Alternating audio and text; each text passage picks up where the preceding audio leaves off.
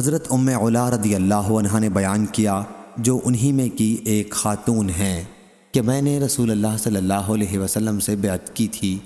انہوں نے بیان کیا کہ جب انصار نے مہاجرین کے قیام کے لیے قرآن اندازی کی تو حضرت عثمان بن مظعون رضی اللہ عنہ کا نام ہمارے یہاں ٹھہرنے کے لیے نکلا۔ پھر وہ بیمار پڑے، ہم نے ان کی تیمار داری کی، لیکن ان کی وفات ہو گئی۔ پھر ہم نے انہی کے کپڑوں میں لپیٹ دیا۔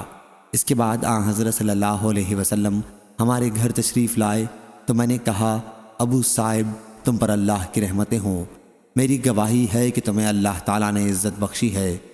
حضرت صلی اللہ علیہ وسلم نے فرمایا، تمہیں یہ کیسے معلوم ہوا؟ میں نے عرض کیا، اللہ کی قسم مجھے معلوم نہیں ہے۔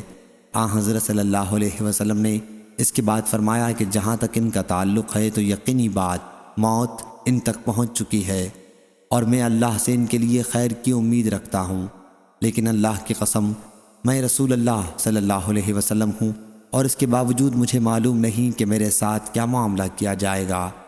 علا نے کہا کہ واللہ اس کے بعد میں کسی انسان کی پاکی نہیں بیان کروں گی۔